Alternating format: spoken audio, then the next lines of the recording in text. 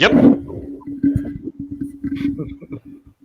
You got that looks like what I'd have wanted my room to look like when I was 6, 7 years old.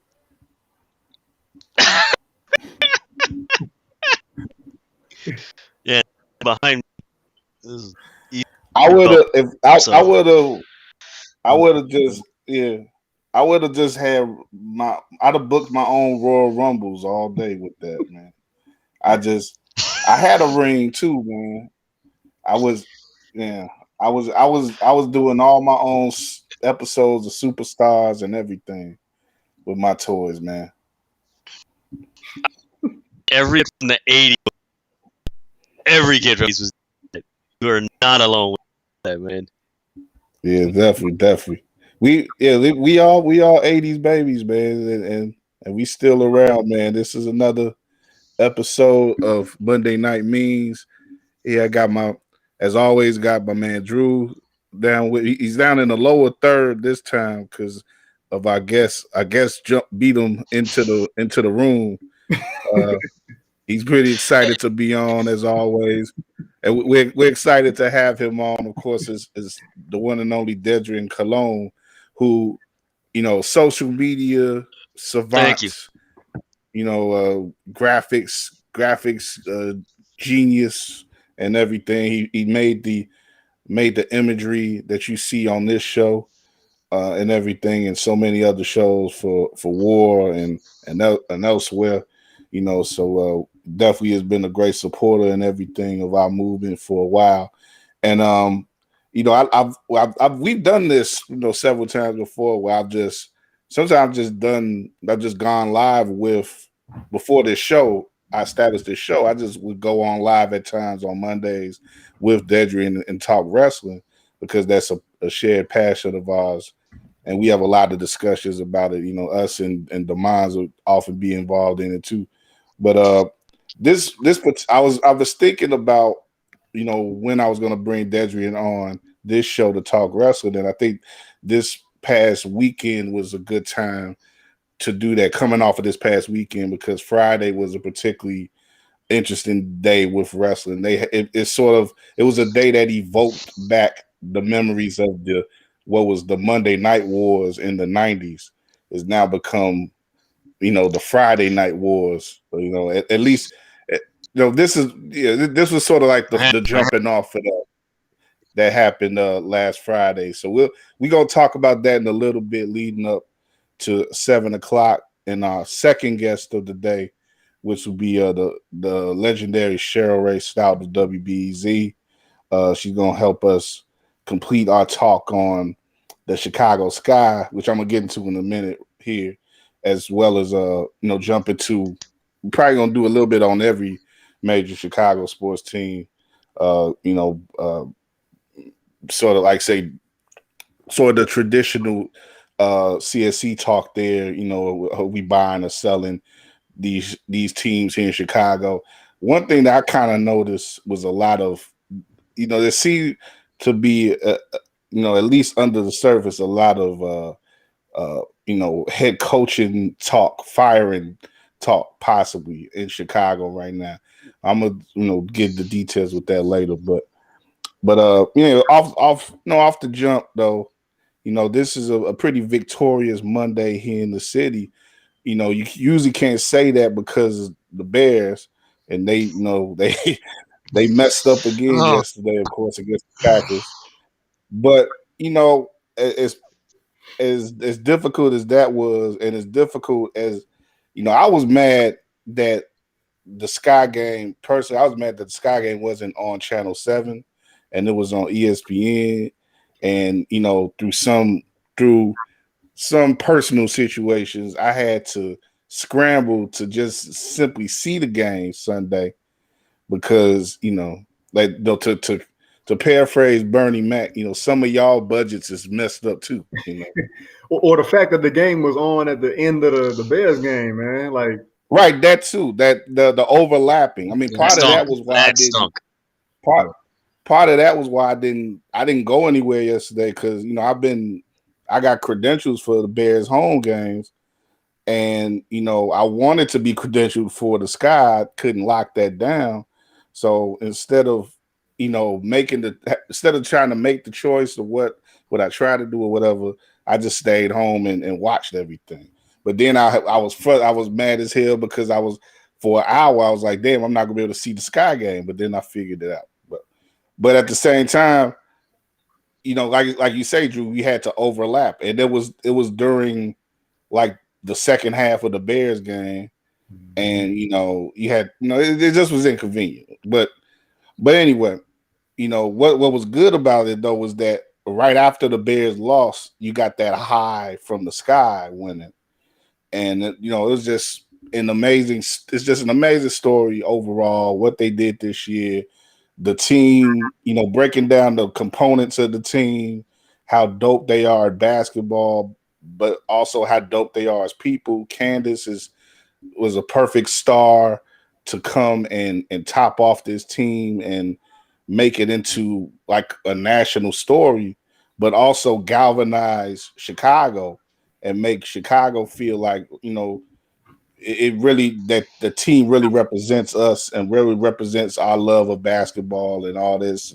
and this and that. And I think it's been, we'll see tomorrow too. They're gonna have this parade scheduled tomorrow. It's gonna run from Wintrust to Millennium Park by Randolph Avenue, Randolph Avenue, and I think the city, a lot of the city will come out for that too, even on a Tuesday. And they definitely came out to the arenas and sold out crowd. It was really the whole throughout the whole playoffs. It was a atmosphere that I've never seen for the day before, and it was really big time. We made that series bigger than I think it would have been if it was Connecticut and Arizona going against each other. I don't think ESPN would have been leading off sports centers with that. If it was that series. Chicago made, we showed out for this series, both on the court and off the court. And it may be a game changer for the WNBA. I'm gonna see what Cheryl thinks about that in the next half hour. But just starting off with, if you got any specific things that jumped out to you or that you feel resonated with you about the Sky and they run. I'm happy. I'm happy that they pulled it out. We talked about this almost every show we've done on running. We've incorporated the Sky into what we talked about. Just the fact that they hadn't lived up to expectations for different reasons, and that they brought Candace Parker here with the goal in mind that they would be able to at least make a deep run in the playoffs, and having the injuries hit, having coming out of the gate of the Olympic break and going 500, and it's looking like, man, we're not even sure they're going to beat the Wings. It was crazy, man. And even in this last game, for them to start off the fourth quarter down 9 to go on a 9-0 run, the adversity they went through just in that one game alone was kind of a microcosm of the season. And I tweeted this, like, it almost felt right. Like, because of how the season had gone, it was only right that they had a similar uphill battle to clinch their first title. And I'm just happy for them. Man, got a little dust in the eye seeing Candace Parker crying and hugging her family. And yeah. It was special. It really was special. A lot of emotion was involved, with Candace and for the team overall. Go ahead, Dedrian. Yeah, it was. What I like most about it is I've had the privilege of seeing mostly all these sports championships in my life. So it's like, wait a minute, this is another championship we get to see. Game where Aaron Rodgers is. It was a perfect palate cleanser. Like, you see that, and then like an hour later, you're celebrating a championship. Like, and that's the perfect, perfect thing about living in the city of Chicago. You always have that alternative. It was such a good thing. Come home here after all these former players, they almost got or anything like that. He comes back, brings the title, and you just see the jubilation on all the players and stuff that they went through to get that title. It's like, this is dope. It's like Bears. Forget it. But yeah, right. that's why. That's what I liked about it. It's like Bears. It's like they need to get their stuff there. And you know what's funny? That on Twitter, the Bears actually tweeted out to the side. The comments were they were roasting Bears. Maybe you guys should take notes on how to bring a championship to the city. So I mean that was dope, man. That was. Why would you tweet? I mean, I know you tweet out at this time after Aaron Rodgers beat you. Wait till Monday. Like, wait till it's out. Like, oh yeah. But you know, so that's what I enjoyed about it, man. These other teams, they can't help but piggyback when they could, because they so far away from success. They're like, oh, this other team here in Chicago got some success. Let's try to glean off of this so that people can forget how sorry we are. You know, the Cubs did doing that too, actually, right away. And you know, the Bulls are doing it too, but the Bulls are in a better position than the other teams are, at least, you know, except, you know, like on one side you got, you know, the Bulls and the Sox. You can still be positive of overall, even though they disappointed in the postseason. And you got the Sky, who are now a reigning champion, and then you got everybody else. You know, the Bears are the Bears, of course. The Cubs are down in the dumps again. They just introduced this new GM today, so they got another clean cut young white dude who I guess they think is going to you know, be like another Theo Epstein or something. But you know, we'll see. But they got the Cubs. And, wait, what you say? Well, you got the Cubs, you got the Hawks, you know, who are, you know, they didn't got off to a bad start too, you know, you know, not looking too hot coming out the pipe in the NHL season. So, you know, you got to fall in line, man. You either gonna be out here, you know, if you ain't winning, there's options. Like Dedrian says, man.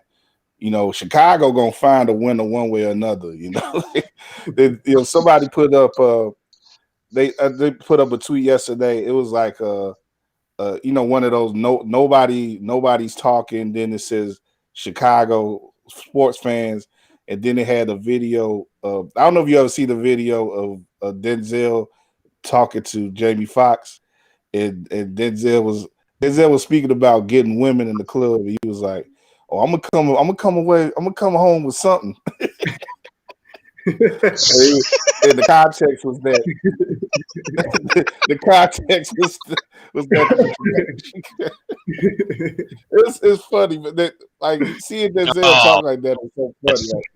Like, but the context is that we gonna come away with something. We gonna come away with a championship somehow, and that's what the Sky was on, man. The Sky was like you say, Drew. They were, you know, back and forth like throughout the year. You know, will they or won't they? Will they start to live up to what they were, the experts were to get in the year? Then the playoffs, you got like 2 games in a row that are do or die, win or go home, as it were. And then, you know, they got into these series and they started really kicking ass. And it, you know, like the team that we thought they would be, they did it at the right time. But you know, in Sunday's game specifically, you have the late game deficit.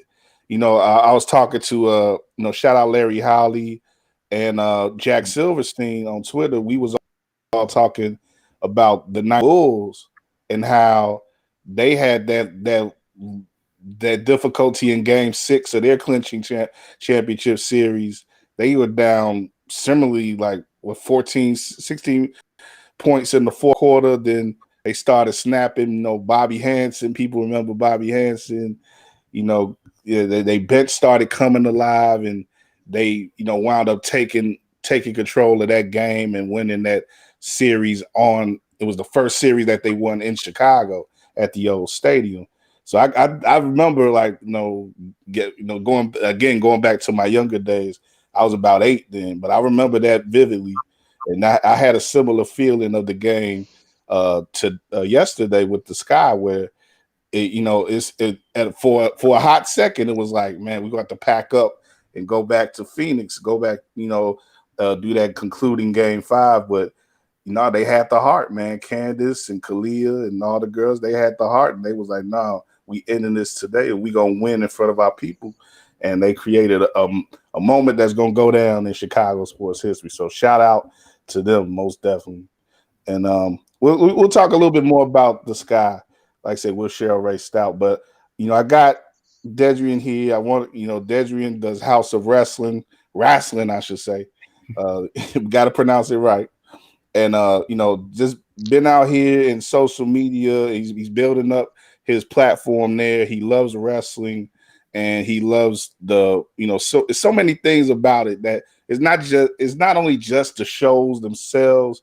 It's like the industry around it. And one thing that really always builds itself up, that over time, there seems to always be something like this that happens at some point, is you have the wrestling rivalries, the wrestling wars, and they play themselves out not only with the shows that you see that are broadcast on TV, but the ratings that they get and everything, and the publicity that they get from mainstream news sites, as well as the wrestling focused media.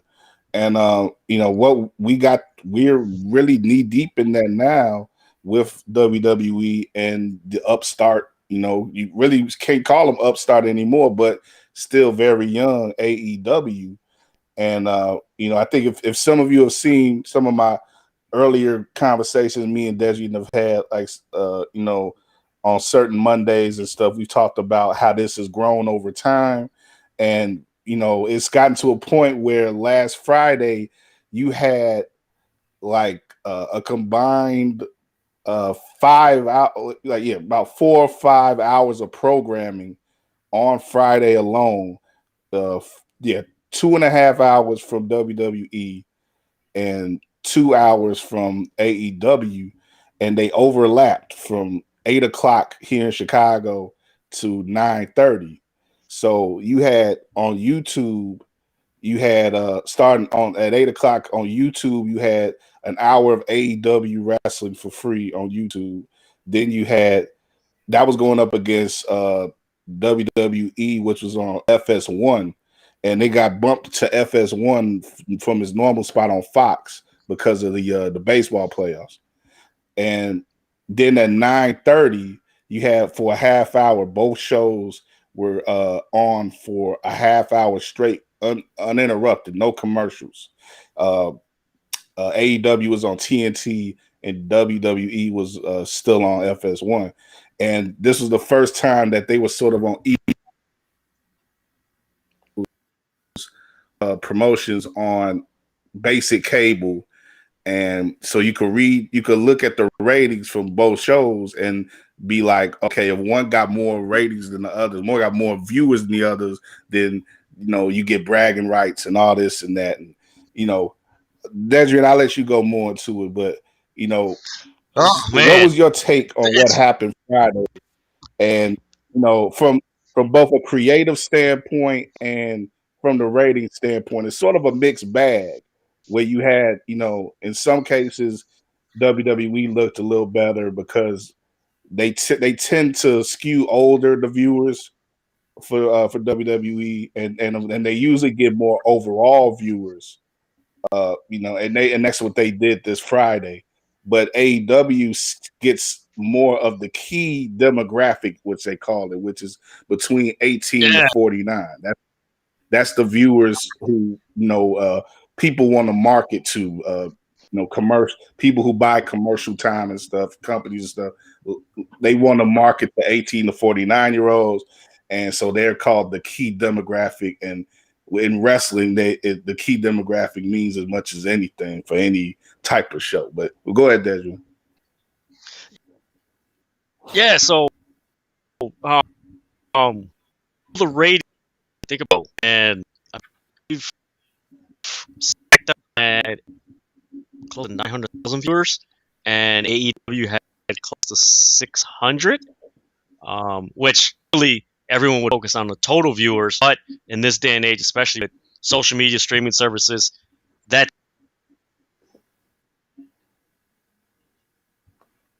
part of it. It's not the whole. I believe Raw and high. It was like 1,000, like 340,000. That's interesting because you had a show that started on FS1, so it's at the same time. So thank God for an iPad, a smartphone, and a Fire Stick that I would switch all those things. But nonetheless, man, it was fun. It was fun because you saw two different programs and talent here. You got top talent here. Of course, WWE is going to get the higher overall rating. Right quick, Desmond. I say right quick, speaking to that difference and how it was sort of counter programming, like at the top of the 9 o'clock hour, you had on AEW CM Punk wrestling, and one of his, he's been just a whirl of publicity since he's come back to wrestling in August, and still riding off that wave. But he appeals to a bit of a different audience than what WWE was going for at the same time, because they had a not winning championship match, but a match between two of their top women talents, and Sasha Banks and Becky Lynch. So for a lot of people, you would have an overlap where it's like they would like both matches, but it is sort of like two different things happening there. And one thing that I was thinking, like going back to the 90s, it's like how much of an evolution this is, or how much of a change this is. Like Vince McMahon would have never thought to compete with WCW with a women's match in 1997 or 98 or something like. But in 2021, that's what they put forward as, in this ultra competitive situation here. I thought that was sort of fascinating.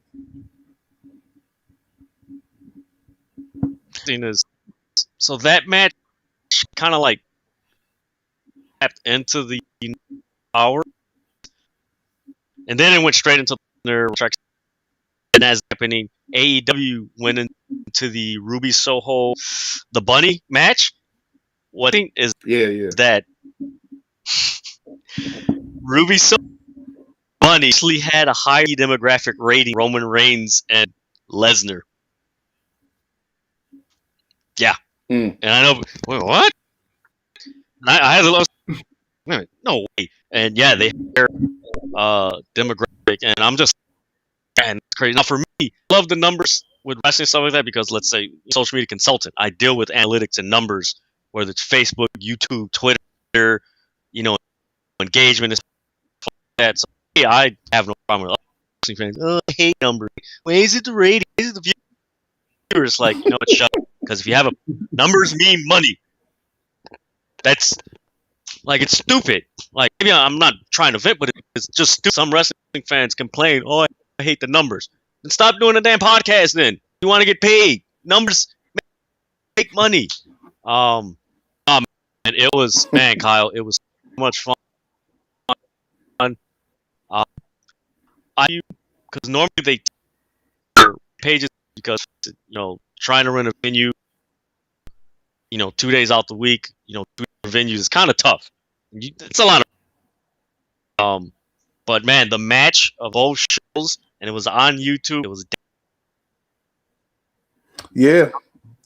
Brian Danielson. I mean, my God, that match was that's crazy. The greatest match of the whole night was entirely on YouTube. It wasn't on network TV, wasn't on cable. It was on YouTube. And that kind of shows again another shift in the priorities. And that's something that it seems like Tony Khan is willing to bring more so than Vince McMahon and WWE is, where it's more of a accessibility to different kinds of the audience in different ways, instead of trying to shepherd all of them to this one particular network or whatever. AEW is more about the fans having things their way, the way that they want to have it in a more modern way. For instance, a lot of people get on AEW and Wrestling and Dark Elevation, and what a lot of people don't know is that WWE Main Event is actually on Hulu, and YouTube has YouTube. I mean, you already on your phone, whatever device, so it's accessible. And what's another crazy thing if you really look at YouTube, another crazy thing too is that YouTube is so prominent in other areas of the world, and WWE takes advantage of that, like in India, in China, well, not China, India, but Japan and stuff, like areas like that. They get mad views from those areas of the world where they have more of a foothold in the viewership than AEW. AEW is more strictly an American phenomenon at the moment. Yeah, and the numbers internationally for AEW is really picking up. When the Suzuki match, and it started, the total view. This is just YouTube, because actually AEW did a smart thing. It was simulcast on their Facebook page, their Twitter, and YouTube. So it was on all three platforms. Total viewership on YouTube was 68,000. Once maybe halfway through the bump up to I think it was in 10 minutes, it bumped up from 68,000 to 88,000. By the end of the match, it's 68,092. Just that match alone. So you had in a span of 30 minutes, 30,000 viewer in, and a lot of people. I don't care what it's AEW, you guys and your platform. I mean, YouTube is the new syndication. It's no W station. That's a new, YouTube is a new station and everything. It's smart. Anybody could watch it in any language, in any country, and grows your viewers and stuff like that. So when you want them to come and pay content, boom, there you go. So I mean, it was a smart move by AEW. A nice counter, because SmackDown extra for an hour. You have 2 hours. Why are you like that? Like you have a bad time trying to look 3 hours on Monday. Like why? Why? WWE? Oh, don't do it. And outside of the Lesnar, everything kind of the same. You had 2-minute women, which that's a whole nother show we can talk about, Kyle, which okay, you have, and each match is going 2 minutes. Really? Yeah, all right, whatever. You treat them like man, it was a good fight. Yeah, and again, on the other side, you got Rubio and Buddy going about 5, 8, 10 minutes. So it's but I mean, it was a good show for AEW against. Yeah, good show by AEW. Probably the first. Put it out. I won't be surprised in the next 2 and working together. That's just my inclination, because I still go back to when Jericho was on Colt's podcast on the WWE Network talking about AEW candidly. I'm like, yeah, there's something in the there's something, and they're talking a lot about each other, especially now. Tony Khan and Roman are going back and forth. What is this? But hey, Yeah. If you were a kid in the Monday Night War, but because it ain't so much vindictive like it was. There was so much personal than just animosity. Where now it's just like, hey man, a lot of guys are buddies. It's a lot like hip hop. Yeah, it's a lot like hip hop. Like they want to make money. Right. It's a lot like hip hop. You know, you have beef still, but you know you'll have to worry about cats getting shot. You know, as much. Yeah, and I mean at the end of the day, 90s, but. Yeah, and at the end of the day, I mean a lot of these guys, they want to cross promote because they know, hey, you gotta start WWE and EW. You know how much money that's like? Everybody's eating that day. Man, that's my take, Kyle. It was really good.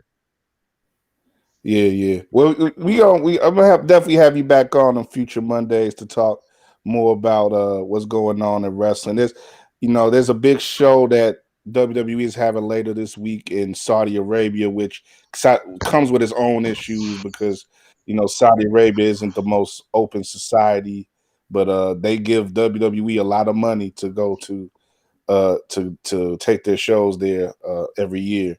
And there's a lot, like I said, a lot of interesting stuff on the horizon. And Dedrian typically has about 50 to 75 predictions that he unloads at the end of a year, for the next year. So we gonna go into those at a certain point. What you say? Thank you, man. I'm halfway done. I have to another month or so. Much. I'll release That's why I say video or something. You're not ready yet. I know you're not ready yet. Yeah. Yeah. When you get them ready. Yeah. Thank you. Yeah, we're gonna unveil some of them. Thank you for having me. We're gonna unveil some of them, man. Yeah, man, no doubt, man. Try to enjoy Monday Night Raw. I know it's hard, but I have a dark elevation while I watch it. Oh God, I'll let you go, man. I'm gonna go. Yeah, go ahead. Thank you, man. We'll talk to you again soon. Dedrian Cologne, definitely a true original. And we bring in our next guest of the evening, Miss. Again, like Dedrian, very much adorned. A lot of adornment in her room. We got to step up, Drew, man. We got to get some photos behind her, man. Man, this is almost 30 years. Excuse me, almost 40 years of collections and stuff like that. But my husband, I had most of the stuff boxed away and everything. And when we moved to this house 14 years ago, we had this little room in the back. So my husband just, exploded, and I still have stuff. If I were to visit, what would be the first thing on your walls that you would want me to see? Let's see. You see that banner? Is that 96? That is from 98. Oh. 98. I was in Utah, and Michael had the last shot. I actually have some of the net too. And I was leaving the facility, and you're in the place where they lost. So the guys are taking the banners down. They're kind of ticked off. I said, "Hey, dude, can I get one of those? I'll give you $10." He goes, "Yeah, I don't care." I said, "Give me 20. I mean, give me 2, and I'll give you 20." And he goes, "Oh, okay." So I gave one to Les Grabstein. Oh wow! I'm sure he appreciated that. Well, there's so many stories with Les and traveling with him that would take up 5 hours. Sure. But great to have you on, Cheryl. That's the type of stuff you just get off the cuff from Cheryl because of her many years covering Chicago sports, and just a legendary career, a trailblazer, and all that. And we're really glad to have you on Monday Night Means for the first time.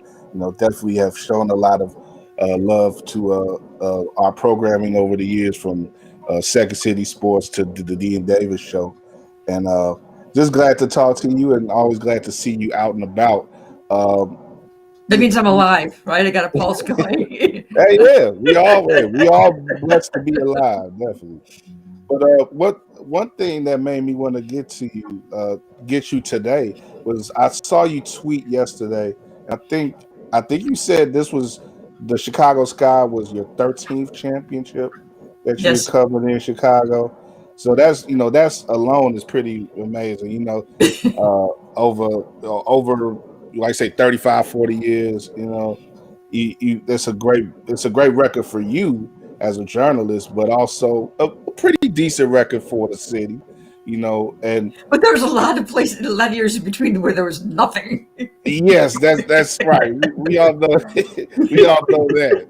We could be worse though. We could be Cleveland or Detroit or something, but that's but I'm just thinking about that number 13, and it's the first in 5 years. With we talk about the Cubs in the 16 having won the first basketball title since '98 when you got that banner.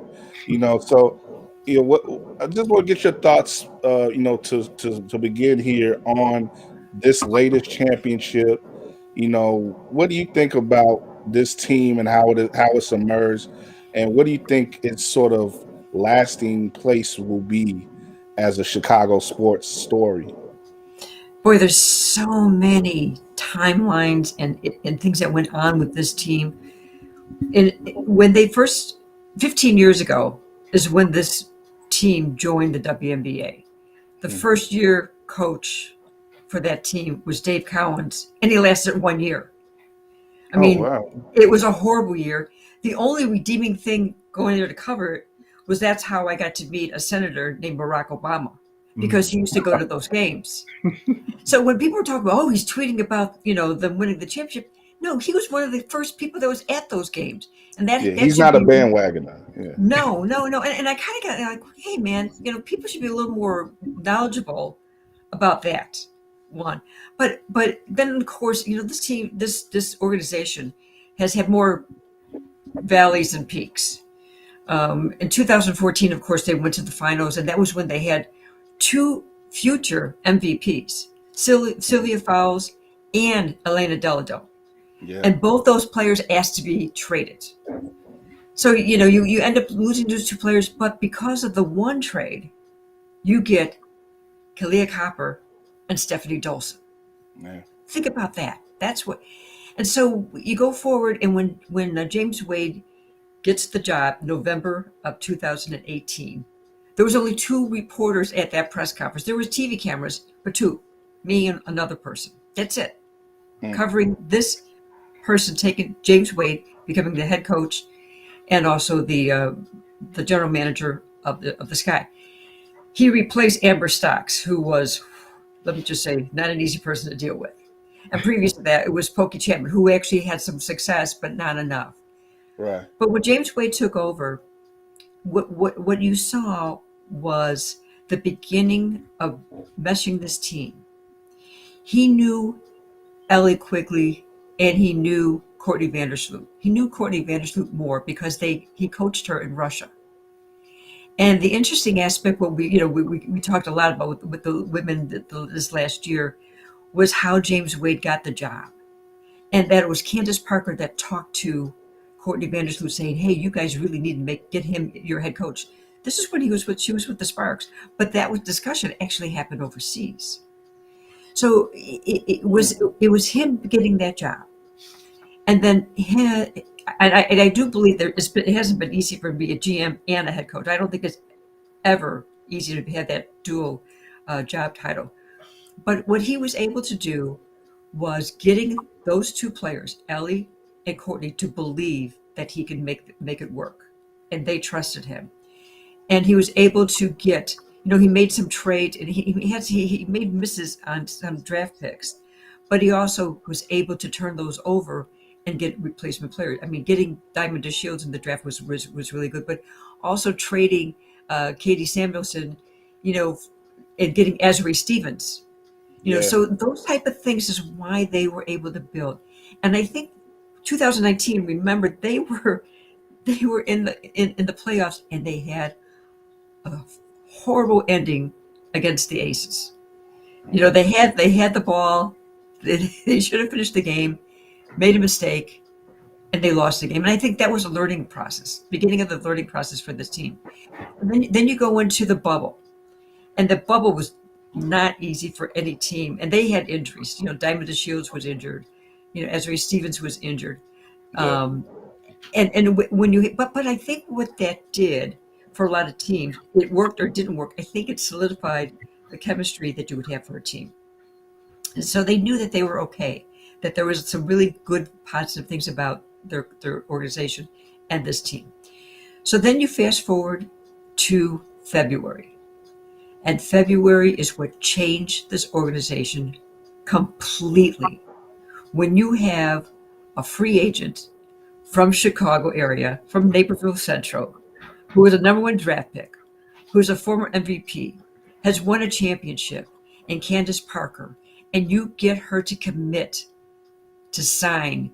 One of the things that they sent her Portillo's, and they sent her, Right. they sent her all this food, but it was, she knew James, and she wanted James to be a Sparks assistant coach. So it wasn't a hard sell to be able to come on this team and join them.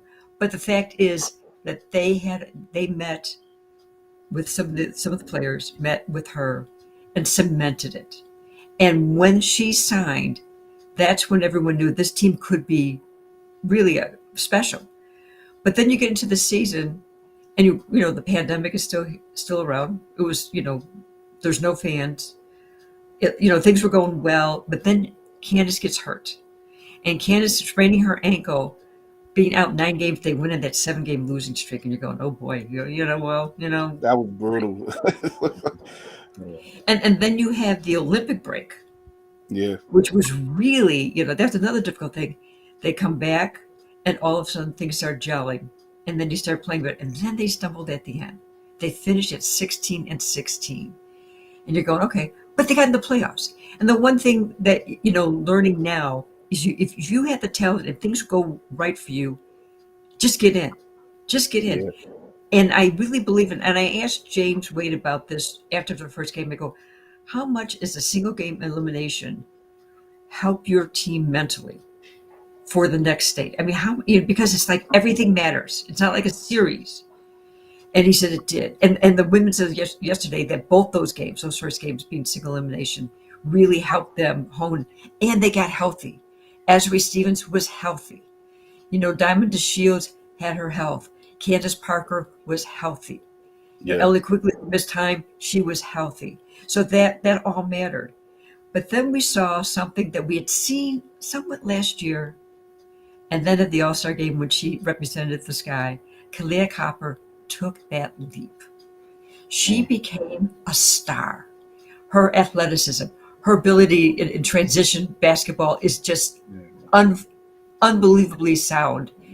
And so you have her, and the thing is, because Candace Parker made her believe in herself, counseled her all the time, talked to her, mentored her, and got her to a point where she believed anything is possible. And that's hard to do when you're young, and you weren't getting that type of play previously to this year.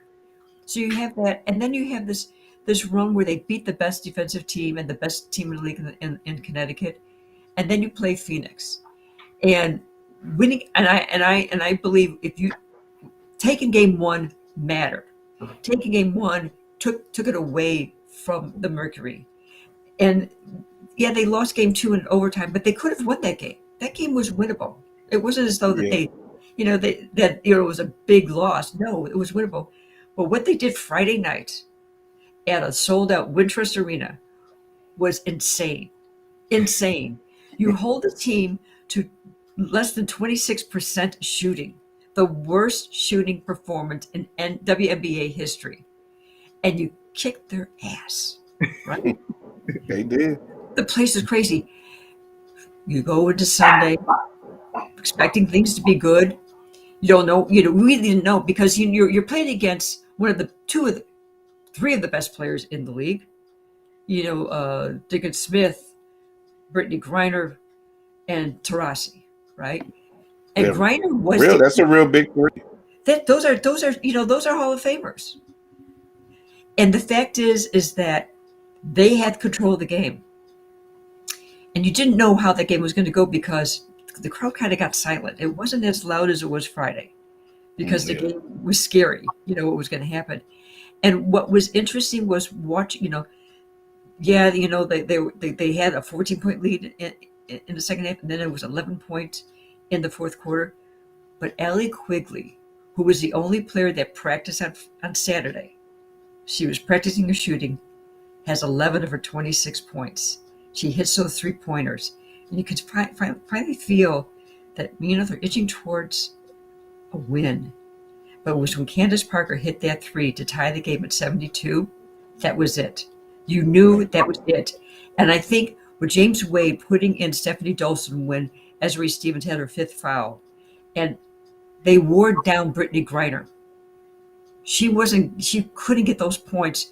She had layups, or she had just like a 5-foot shot wasn't dropping. So I think that wore down.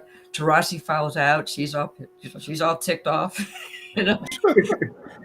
But it was Parker, Quigley, Vandersloot, Dolson, and Kalia Copper winning, and the place exploded. It was, I've been in all these championships. This was unique. It was different. You're talking about a pandemic. You're talking about not having fans at the beginning of the year, a team that could hardly draw fans, having a packed house filled with people, with Chance the Rapper there being very supportive. Patrick Williams of the Bulls is there. Jesse Jackson is there. It was a celebration that this organization needed, and that the WNBA really needed it. Yeah, I want to get into a little bit of that. But Drew, go ahead and say what you want, Drew, right quick, and then I was just going to say, you spoke about how kind of the uncertainty of that game and it being kind of quiet and uneasy in there. I had a tweet that I drafted where I said that I'm getting vibes of the Bulls and Cavs in 2015 when LeBron hit that shot, that game winner in the corner, and just kind of sapped the rest of the energy that the Bulls had for that series. I was going to send that off had they lost, but I'm so glad I didn't have to. I can go ahead and delete that. But it definitely was. It was uneasy for sure. It definitely was uneasy times going into that fourth quarter, and like you said about Quigley coming on and Candace Parker hitting that big 3. I want to say they scored 27 of the 43 points the team had in the second half. So they really, Kalia Copper got them. You could say she got them to that game, and then the veterans took over, which is really what you want to have happen. Yeah, and Candace Parker, again, her leadership it can't be overstated. Her leadership and knowing what was really at stake. And these players all had, except for Candace, these other players had these different types of zigs and zags in their career. And so somebody like her who knows what it's like to be at the mountaintop, was able to guide them and say, look, this is how it can be done. I trust you, you trust me, we'll get there.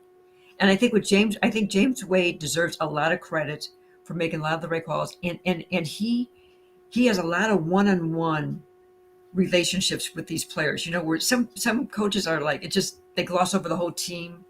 There's something about the way he is with these players that they're very, very close. Courtney Vandersloot and him are very, very close. Yeah. And one of the things he's going to give her now, and he didn't do it yet, and he probably has done since then, he was going to give her a mirror. He wants her to look at the mirror and say, who you are great. And she should be able to say that, because she doesn't. And so, we have all these, and we put it in the context. This was a win that the organization needed. This was when individually all these pieces, all these players, all these coaches needed too, because it solidified that they are good, that they are better than good, that they're actually almost on the point of, you could say, great. Yeah. There's a lot of self-affirming that's involved in that, and that sort of spreads throughout, I think, this fan base and the city. And you got into it a minute ago there, Cheryl, about how this whole scene just sort of emerged. Like, we've had a couple of collaborators here, Chris Pennant, James Kay, they've done a great job following the team throughout the years in recent years, and with them getting into that nice building, that Wintrust Arena, not having to hop around from Rosemont to UIC or whatever, they found a home there, and I think the amenities and the sort of bigger time environment of that place, along with more investment in the WNBA overall over time, has sort of made people feel more engaged with the league and more like, yeah, I'm a WNBA fan. What about it? You're the one missing out on the game by not watching these games and not attending these games. And I think a lot of that whole energy, along with the energy that Chicago just seems to have when we find a winner, when we stumble onto a winner, because like you say, it doesn't happen every year. So when we stumble onto a winner, we just really get behind them. It's just erupted into this whole energy, like a volcano, like from under the ground, that nobody saw this coming at the beginning of the summer. But by the fall, we're celebrating this team more so than we're celebrating the Bears right now, that we're celebrating the Sox. I think if you thought early in the year who would be the next Chicago team to win a championship, probably 90% of people probably say the Sox. But the Sox fell apart at the end, and the Sky making it Skytober in the Sky Town now, and we're gonna have a parade in downtown Chicago tomorrow for the Sky and not the White Sox. What do you think about that? When you think about that, when they're taking that in. Well, baseball is so different. You're talking about 162 games. And then you get into the playoffs, and a lot of things can happen there. Whereas this was different. You only played 32 games, and you had a break in between. And then you only, and you have these single game eliminations, and then you're playing five, a best of five. So you have an opportunity. You do have that opportunity, but it's really incumbent on the WBA, really incumbent on the Chicago Sky to market this team, this. When they didn't have merchandise at Wintrust to sell, are you kidding me? Man. When they put a game on Sunday against NFL football, yes, are you kidding me? That was beyond ridiculous. Cheryl, they reran. Cheryl, this is amazing. They reran that for 30 on the 80 Mets on ABC, and they put that game on ESPN. That made no sense. You put game one on ABC. Why didn't you put a deciding game on ABC? Mm-hmm. You make the league seem second rate when you stuff like that. When you have stuff like that, you don't have merchandise at the stadium. That makes the league look second rate, and it makes the league look second rate when you can't have the team who loses come out to talk to the media afterwards. That's second rate stuff. And that's where that's the players' fault for not coming out. And that's also the league's fault. And the league should have, and I don't know if they did or didn't, but I know in the NBA, because I covered all the other Bulls championships, I know how that works, is that the league and the WNBA is kind of run by the NBA, but it's kind of hard to figure out who actually is running anything with the WNBA. But those players should have been told before the game, no matter what happens, we expect you to be out there. You're to talk. You're representing the team. You're representing the league. Win or lose, you got to be out there because it's important to continue the growth of the league. Because the league has been stilted as far as its growth because of many things. And one of the things, and the thing that bothered me, we're sitting there, and none of those Phoenix players came out. They were angry. Okay, yeah, you're angry. But somebody should have come out. Your captain should have come out. Yes, you broke the door in the locker room. It's just moronic to not realize that you're not. It's a stain on what you did, but you're also doing something to the future of the league when you act like this. And that was ridiculous. And the league did a lot of things. They did some things good, but there's some things that they did was really kind of amateurish. There should have been a stage on the court after the game. They should have put a stage on there so that the players, to elevate the players, because it was a mishmash. It looked disorganized. And then the loudspeaker goes, "Okay, all the fans got to get out of the arena." They literally told the players, they told the fans to get out of the arena. And I'm like, what? So it kind of like watered down a good time. So people were forced to go. And it's not a bad thing, but it's like you make these steps. There was things that they did with the media. They didn't tell us what they were doing. I see an email that still didn't make a whole lot of sense from them as far as what the media can and can't do. So what TV crews were doing, they just said, forget it. We're going to do whatever we want. So they were grabbing players, any way they wanted. And I thought, it should have been handled much better than it did. And that's something that they have to look at themselves and figure that out. We were talking to James Wade, and Clea Copper comes in to grab him to go celebrate. And they were kind of, and he was a little upset because the WNBA people said, "No, Clea, why don't you stay and talk?" Because, they understood that, we got to, they got to keep things moving. But the players seem to not understand that. Well, that's up to the league to tell them this is what happens if you win. If you've never won before, you don't know what's supposed to happen. Right. And that was a problem they should have handled much better than they did. Yeah, they still got a lot to go. I mean, you could say a lot about the way we as a society support women's sports and things like that, but they got to up in these moments themselves as well. The NBA, there was a time when the NBA was not getting support on a grand level in society. People thought it was too black a league. It was full of thugs and all this stuff. The league took upon itself. They used to tape the finals. It wasn't live. Tape the late finals. Yeah. So that it could be worse. We can talk about how they did the game yesterday. It could have been worse, but the league took, they were blessed to have certain talents into the league, but they took it upon themselves as well to market themselves and make themselves into one of the great to the league that it is essentially.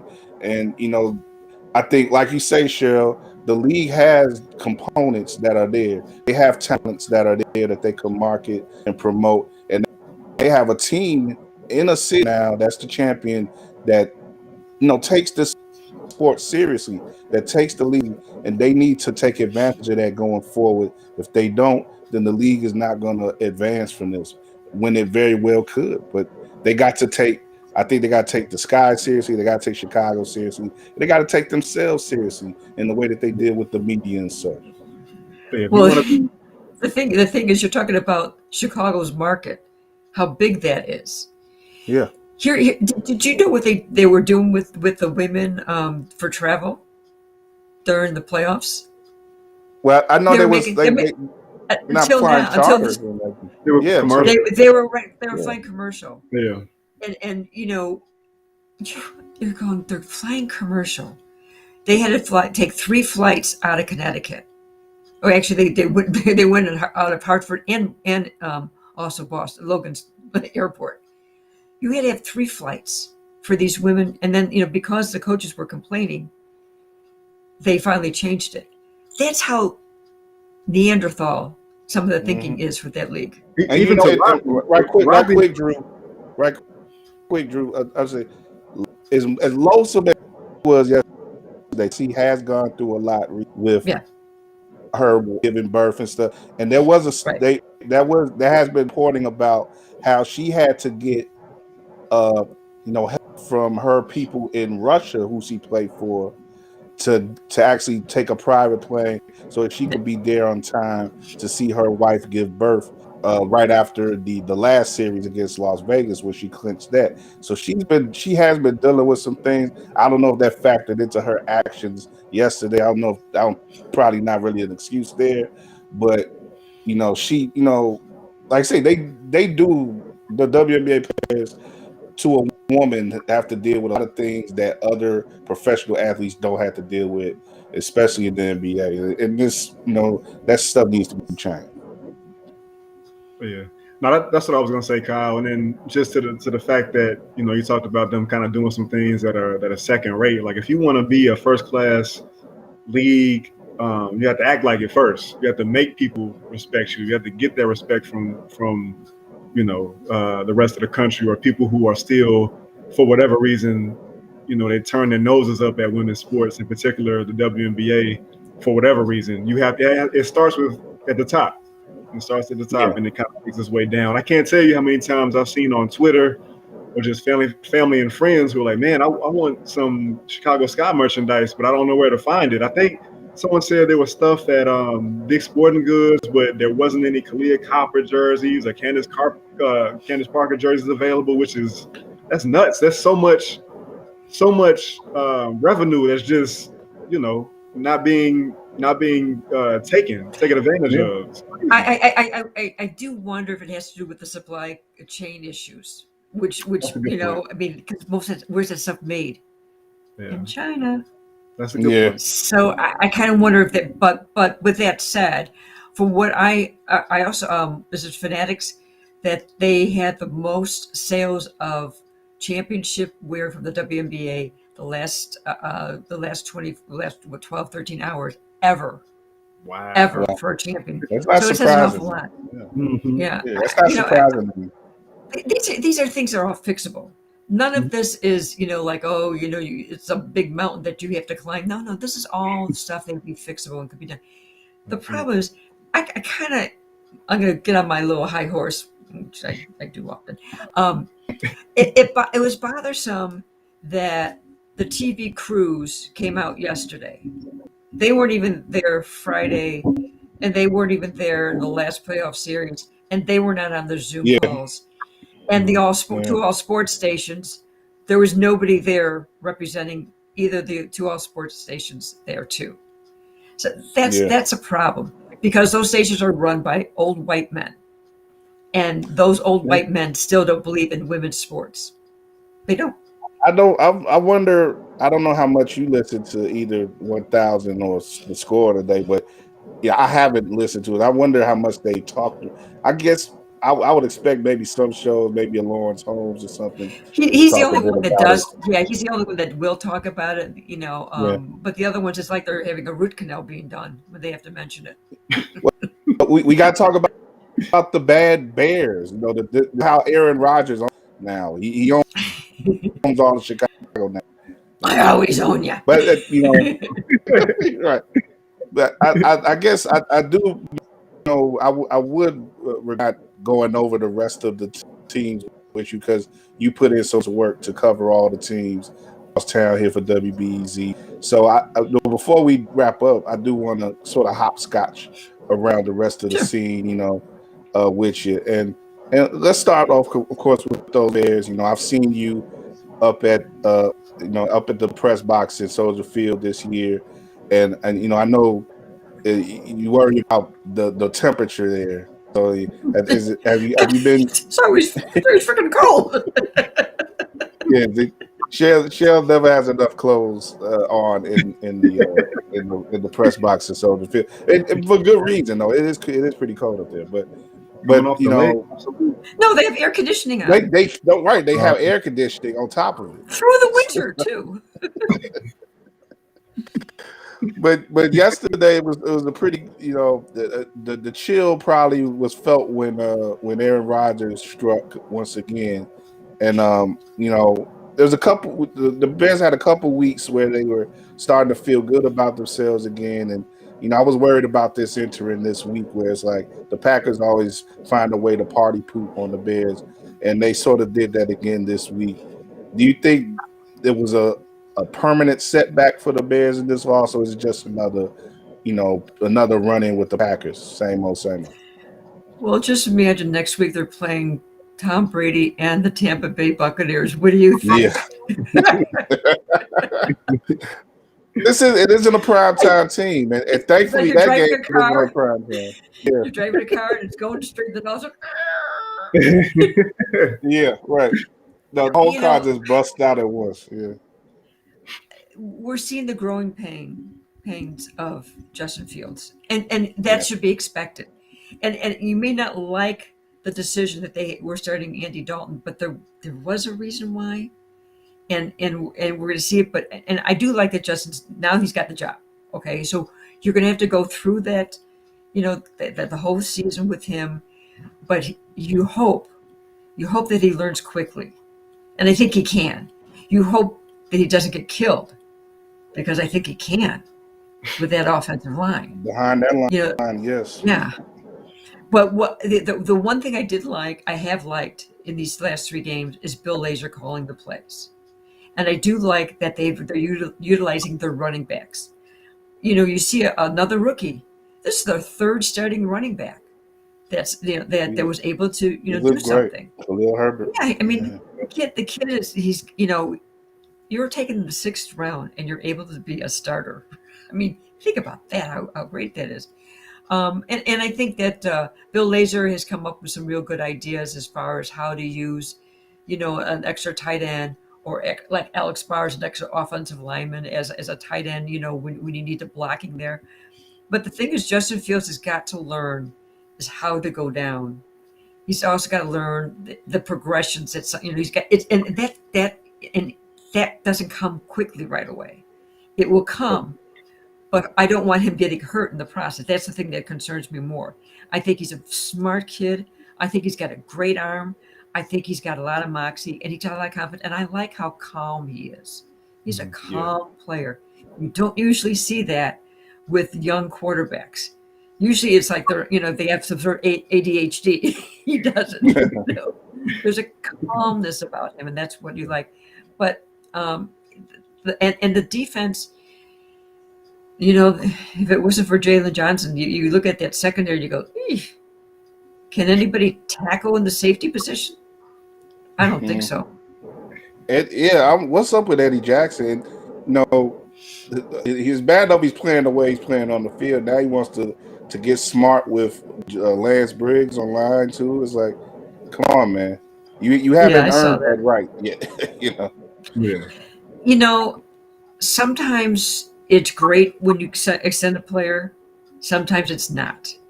And I think it's not at this point. We can almost say that, unless he has an epiphany and then all of a sudden you see him, start tackling people like he's supposed to. Right now, he's not playing good at all. And you know what? If I'm Matt Nagy, I would think of starting somebody in place of him. I would start Deion Bush. You got to send a message at some point. You got to. Well, and Gibson's not, he's not, you get up and down with him. But I think Eddie Jackson really has to have a lesson. And not starting him would probably do it, but I don't think they will. I just think you got to do something in that vein. I wonder if it would be any different if like a Deion Bush was a little more healthier. Like Deion you're not, it's not a big talent, increase there, but I think he works harder than what we've seen from some of the guys who have been starting in that safety position. But yeah, you're right, Cheryl. But again, it goes back to the way that they tend to some of these positions in the off season.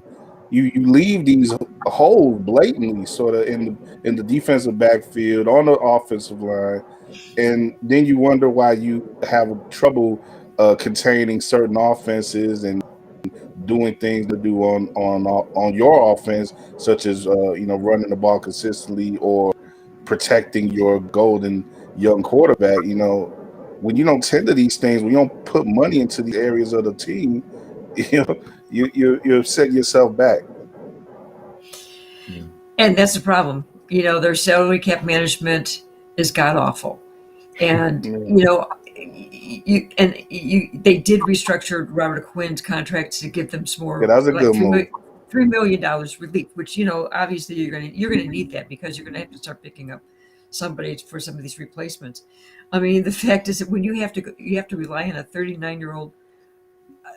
He's been a great player in his career. Fly fishing. Yeah. I mean, that's kind of saying that's an indictment on poor management when it came to filling that roster out and not retaining players. Charles Leno wasn't the greatest left tackle, but he would be a better component on this team than not. He's available. Yeah. I mean, so these are some. There's some, and you, like you said, you got to protect your quarterback, and they're not, in the way they should. And this is something that we have to figure out what's going to happen. You got to go through the whole season to see how this all plays out. But will this finally be the nail in the coffin of Ryan Pace as general manager? That's going to be the key, because this is where it really is showing through the mistakes he's made. Besides that, draft a quarterback. Some people have said that him make a move like deferring money with Quinn sort of signals that he may be in a better position than we'd like, because you're making decisions about the future that you really shouldn't be making if you were like in your last year or something, Right, just the fact that they were able to draft Justin Fields. Justin Fields was. You're doing Justin Fields because you made the mistake on Mitchell Trubisky. You really have to look at it that way. And then that's probably as much about Nagy keeps the job than anything. Like, here, we giving you the guy. If you mess up this guy, it was John Fox. John Fox was the head coach when they drafted Mitchell Trubisky. And I'm talking about this. I know that. I'm talking about with Justin Fields. Yeah, with Fields. Yeah. But do you guys think it's a package deal in the sense that if you let one go, you need to let both of those guys go and just start anew? That's how I would do it. If you get rid of the GM, you have to get rid of the coach too, because they've made that mistake in the past. Yes. When they had Lovie Smith and Ryan Pace, they made that mistake in the past, and then this organization has got a lot on its plate, and I live in an area where the new arena is going to be. It's going to be very interesting. So they want to have that ownership needs to have a product that will be able to transition into a new stadium in a few years. They really Cheryl, my worry about that, and I'm pro moving out of Soldier Field. I'm not so pro moving out of the city, but I understand them doing that. But my whole worry is that eventually they'll do that, and those first 3 or 4 years or 10 years, maybe even, it'll be all hunky dory. Everybody will be excited. We'll finally have a modern stadium and this and that. But they'll still be the same team that they've been this year and that they've been for 30 years now. And then eventually it won't matter. It'll just be that they'll be pocketing more money that McCaskey's and we'll be getting the same product that we always get. I differ with you on this. This is just my theory. We all have theories at this point. My theory is whoever's going to help finance the team. Ownership. Okay. Finance the stadium. There's going to be some other money involved with that. Yeah. So we have to wait and see. That may be needed. Right. And because in order for them to have this whole transaction, you're going to need some more money. And they have money, but not that big money, like a Jerry Jones or somebody like that. Because they haven't owned their stadium. Exactly. And there's a lot to that. If there would be naming rights that they could never get because, the Soldier Field is leased. Right. So there's a lot of things that they could make money off of. But I do believe in order to have that initial drop in the bucket of, $4 billion or more, you're going to need somebody else. And that other party is going to want a piece of the team. So I do believe at some point you're going to have a change in the ownership or the percentages. Because remember, the McCaskies are not the only ones that own the team, too. There are two other partners in there, Andy McKenna and Pat Ryan. So, don't forget the factor those in, too. I just kind of spinning it back to the end of that game. And I know there's a lot more season to go, regardless of our expectations for this team. But I just really want to know what was going through Pace's mind, Phillips' mind, the McCaskey's mind when they heard Aaron Rodgers say what he said. Like, obviously he's been sticking it to us for a long time. It might have been one of them who gave him the double bird in the crowd. Right. for him to say it. For him to say it's different. It's different now. It's different now. Like I said, he's been doing this to us for a long time. But when you hear him, stick out his chest and say, I own you guys, and I've always owned you guys, and I'll continue to own you guys, I just wonder how that stuck in their craw and what that, when we get to the end of the season, how that will affect how they view Pace, how they view Nagy, and what will happen moving forward. I see 98-year-old Virginia McCaskey going into her son's office and saying, I'm pissed off.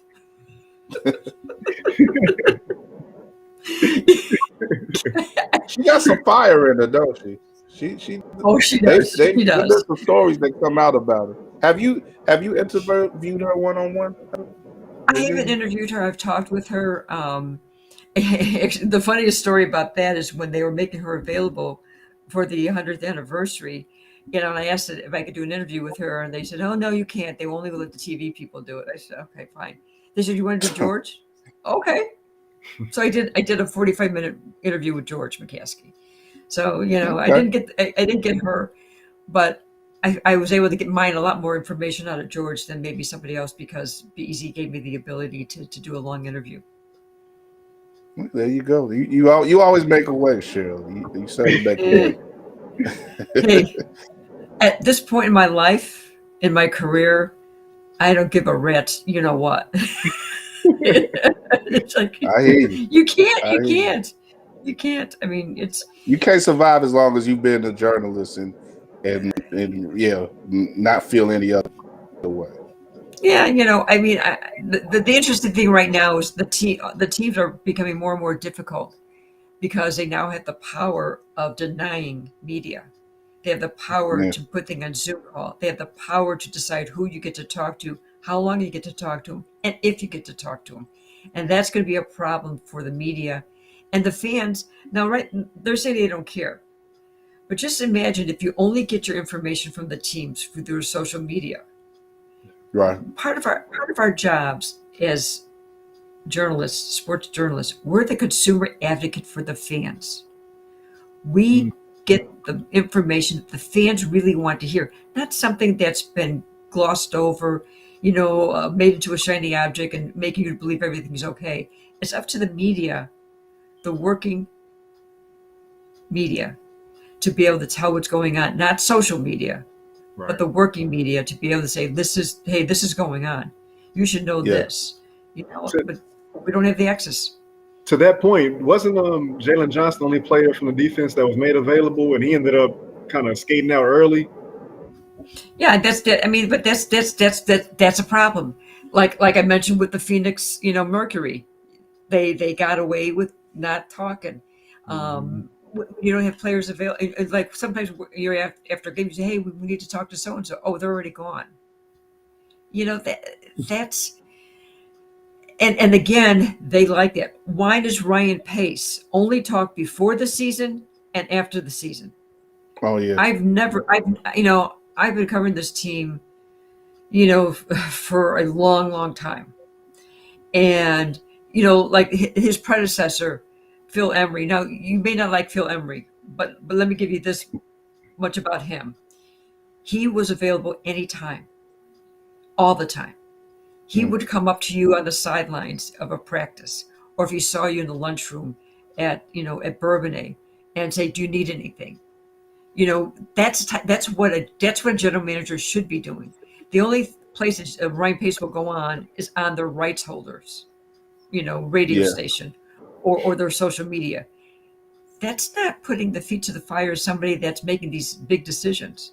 And I think that's something that, and ever since I started looking back at the reduction of availability before the pandemic, and it all started with Ryan Pace.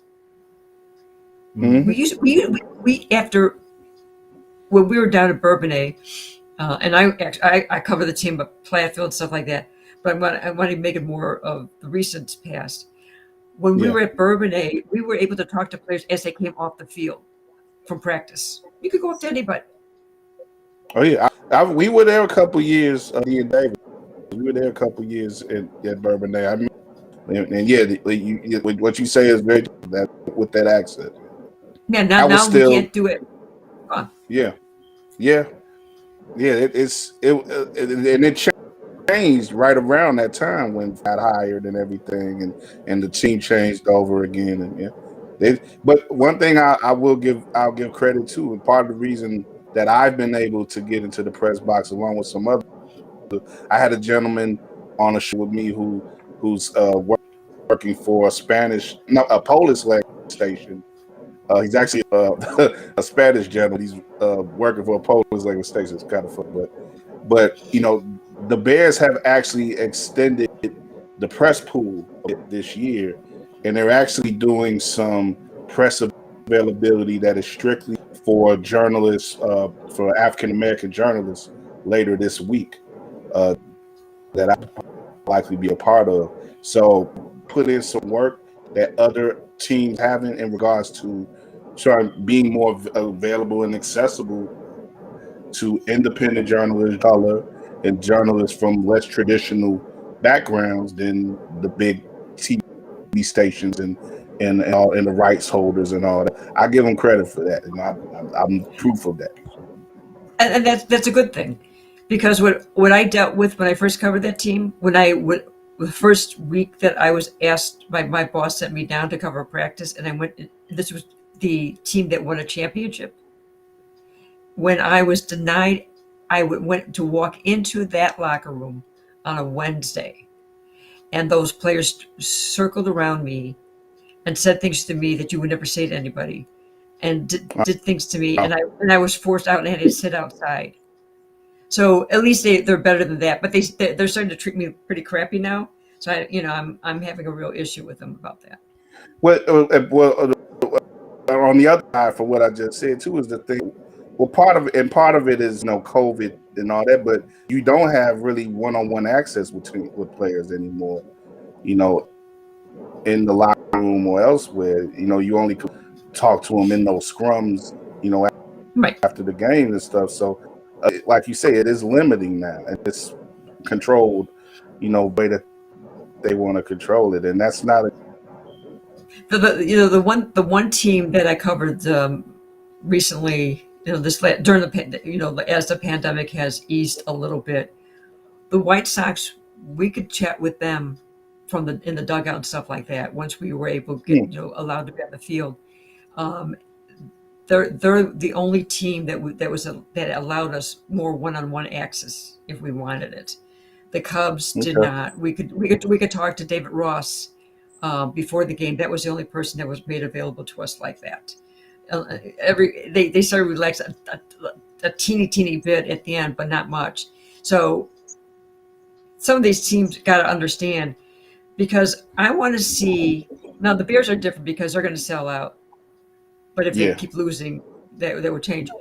But I want to see what the crowds are going to be like for the Blackhawks and the Bulls and the Cubs next season.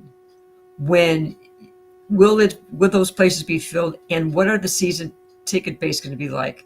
Because if that shrunk, because people's lives changed during the pandemic, their money changed, their social habits changed, and so with that said, if we don't see filled arenas or stadiums, how are they going to treat the media that they don't like? Yeah. Well, I think we look at those remaining teams. Let's try to touch on each of those before we wrap up. But the Bulls, I think, are in a good place, particularly, and a lot of that has to do with the work that they've done to redo the team and make it, possibly more competitive. What are your thoughts, right quick, on the Bulls and how they sit? They're going to start off the new season Wednesday. Are you encouraged by what they got going on? Yeah, I was just at their practice again today, and we're talking to Zach LaVine and DeMar DeRozan, and you're talking. They feel that they're really complementing each other. And what Billy Donovan said, he's been using the practices for scrimmaging. He said they need to get playing time, together, and that's the one thing he's concerned with, is because they have to figure out, okay, who is where when, and so they don't have turnovers, and so they can make the right plays. So we'll see. We may not see everything perfectly for the first couple of weeks, but I know they want, because they're playing opponents that are lesser than them, that they should be able to take advantage of that. But Patrick Williams, they don't think he's going to be on a limited restriction, but he could be. They don't know yet until tomorrow because they're trying to figure out how he's feeling. But I do like what Lonzo Ball's been bringing to them. I do like the way he passes the ball and the way he facilitates and the way the defense is going to make the defense will determine how good this Bulls team will be, because I think Zach LaVine is at a different level now, winning the gold medal and being with other stars, not just in an all-star game, but was competitive where you had to win. I think he learned a lot. So I think he's made the next step. The only thing that I'll always be concerned with is health. How healthy will this team be? Because, we don't know with COVID if there's still going to be any issues, but this team has a lot of positive. This should be a playoff team, but I don't know how far they can go. Drew, you wrote too about the transformation that can how then by the experience in the Olympic stuff as well. I did. I felt, as Cheryl said, that things are just the arrow's pointing almost directly up for this guy right now, man. He's done a lot. He's changed a lot of people's minds, including my own, about what he is and what he still can be. He seems to be incredibly motivated. Shortly after he made his first All-Star game, he's talked about already wanting to make an all-defensive team, all-NBA. So I think that the sky is the limit. I'm hoping that Olympic experience proves to be kind of like the impetus for him to take his game to a whole nother level. Him playing with Lonzo Ball and DeMar DeRozan and Vucevic for a full season now, he's going to have so much less responsibility, so much more time to spend off the ball and catch and shoot situations where he was dynamite. So I hope that him and the Bulls able to get some more victories, and he's able to get on that level that people now see Devin Booker to be on, where they didn't before Chris Paul went to the Suns. So it's going to be exciting times. I definitely see them as a playoff team. Even with Ben Simmons going back to Philadelphia, whatever capacity he's going to be with Philadelphia, I think that the only, and even with that and with the situation with Kyrie Irving, I still feel like the only locks in the East are Milwaukee and Brooklyn. And then after that, I mean, Miami. I'm a Jimmy Butler stan, so I'm with you, Cheryl. I'm not a Jimmy Butler fan. I am not. But I can get it. He still like him. Yeah. I'm not mad at you for that, but Miami has their own sets of questions with their depth. But I just really think that there's a world where the Bulls can ascend to maybe as high as the 4th seed in the East and end up hosting the playoff game. I wouldn't necessarily put money on that, but there's a world where that exists, I think. It's definitely a possibility for a breakthrough this year. Just how much? Yeah. I mean, you think about it. Last year, COVID was really an issue for them because you had 5 players get COVID on January 1st. Think about that. They had it from the get-go. And then when they made the big trade, they only had one. How different would the season have been if Zach didn't have that? At the last, he missed 11 games. He missed 11 games, but as I said, he had that ankle injury. Yeah, but when you only have one practice after you completely revamped your team, how can you get? You're trying to do it on the road in a restaurant. I mean, you can't. You really can't find. So I kind of look at last year as kind of like Billy Donovan getting to know Zach LaVine and Patrick Williams and Kobe White. That was it, because everyone else was gone until then he got some of the new players. But I'm getting, we don't know. I think Billy Donovan's the right person at this time for this team. And there's something about him that these guys seem to take to. They trust him. And I think that's so important when you could trust a head coach like that. It's just a matter of, do they have enough talent when they go against the big teams? Because they're going to be playing small quite a bit. Vucevic, what he said, they're going to be small a lot of their positions, except for center. But it's going to be interesting to see how they gel and how far they can go, because they can do pretty much good damage if Lonzo Ball can shoot, which he hasn't been able to do in his short career. Mm-hmm. Don't forget about Russo. I think he's going to be like the unsung hero of this team. Yeah, definitely. We may have at least one winning team in the UC over the winter. I don't know about the Hawks. I'm already seeing some calls for Colleton, for Colleton's head. You know, how hot do you think his seat should be right now after the start? They moved slowly when they to fire him, because this is Stan's pick for head coach, but they got to look more inspired than they do. They got to start off better than you're giving up goals, 17 seconds into a game. That's beyond ridiculous.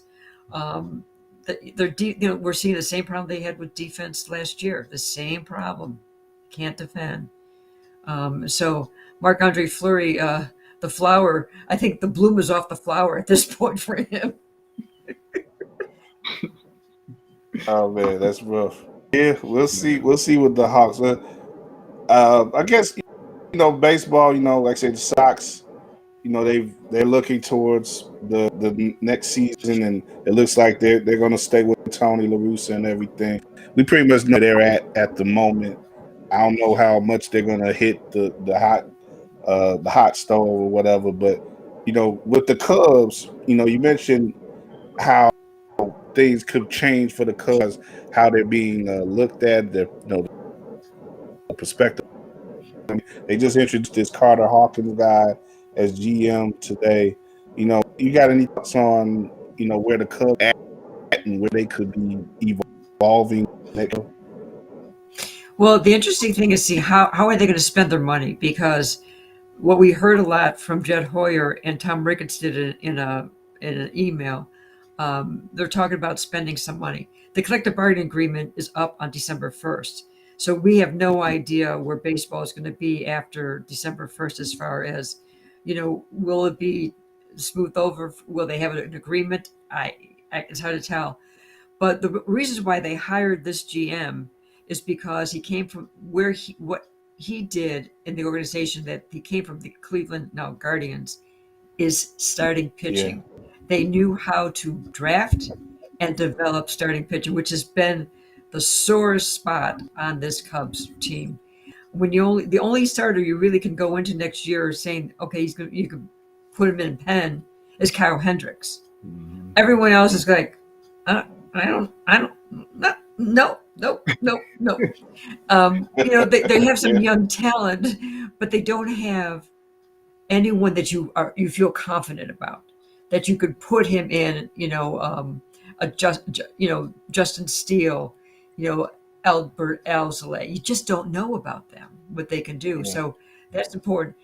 And then they have to realize, is Patrick Wisdom and Frank Swindell really major leaguers? Are they really? Okay. They'll have the chance, I guess, to prove themselves. But yeah, maybe they just had good summers this year. We'll see. It's going to be interesting in the off season. So all these former Cubs, where they end up. Don't be surprised if the Cubs, if they put in the DH, which is a possibility, the DH may be in the National League too. Don't be surprised if they go back to Kyle Schwarber saying, "Hey, come back to us." Yeah, my thinking is that I don't really expect any of them to come. I know Brian isn't coming back, but I really don't think any of them are going to come back. But Schwarber may be, because I guess he left on the terms than the other guys who got traded this summer. So that would be cool. I mean, I don't want to see Schwarber in the left field again. If he gonna come back, let him DH or something, But I want to see him in the field. Actually, again. What's funny is he had a couple of mistakes playing first base with Boston, but he actually has gotten better watching him play. It's right.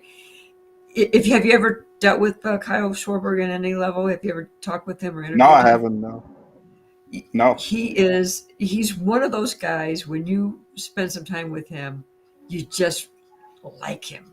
He seems like it. Well, that's what we cows are. So, you know. Yeah. When you walk into the locker room, he'll come up to you and ask how you're doing, type of thing. I mean, there's something really cool about that. And I spent some when he came in town, towards the end of the season, he came in with Boston. We had a nice long conversation that I can't divulge because it was off the record, but it suffice to say that he's somebody that appreciated where he was at here with the Cubs. But he's not starry-eyed about his situation. He knows what it is, and he's happy. He's got his contract this year, and he's going to move on. And Boston may keep him, may not. But he's one of those guys you go, you know what? I hope he does well because he's a good guy. He's not one of these twits. And I love his appreciation for 90s hip hop. Playing thuggish, ruggish buck up. That endears him. That endears him that he grew up with rap in the 90s. So. But Cheryl, good. I was just about to wrap up. Cheryl, really appreciate speaking to you. I kept you on a little longer again. I'm always going along with these shows. You were just great the whole way through. Just a wealth of information, be present, and always great to talk. And this definitely want to have you back on sometime soon. Well, thank you, Drew. Thank you, Kyle. It's always fun. Take care, and hopefully we'll have some better beer stuff. I doubt it. Thank you, Cheryl. Pleasure. Yeah, I do too, but we'll have something to talk about at least. At least we got that going for us. Sounds great. Take care, guys. All right. You too. The great Cheryl Raye Stout. Really, always great talking to her. And just a great way to wrap up this evening, this edition of Monday Night Means. Drew, man, appreciate you as always, bro. Anything else you want to get off your chest? Anything? Right quick. Let me shout you out. Was this your first piece for On Tap that I saw over the weekend? Yes, it was.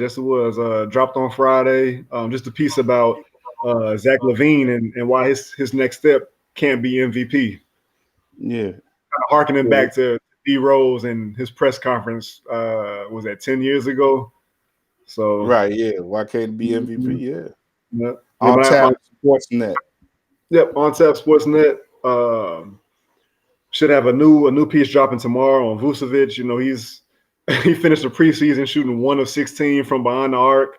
I've seen some fans kind of getting a little anxious about that, but I got something dropping tomorrow, about why that shouldn't be a concern at all. So be on the lookout for that. And to your early point, man, it's always a pleasure chopping it up with you, man. Yeah, damn. Appreciate it, man. And tomorrow we'll. Oh, what you say? I'll say your piece, NBC Sports Chicago, man. Oh, well, I'm grinding, man. I'll be putting up stuff from NBC Sports Chicago, the website, of course, and the My Team Sports app. If you want to support, download that and get all types of coverage on all the teams here in Chicago and stuff, or in other markets as well, where they got NBC sports channels. So I'm doing my thing, man. Just just like I said, keep on grinding and you doing it as well. Shout out to Josh, who got a nice piece in the DePaul newspaper today, talking about Sky DePaul connection there. Of course, Allie Quigley is a former DePaul player who was starring on the Sky. So we all doing it, man. We all will be getting together tomorrow to begin our NBA preview talk.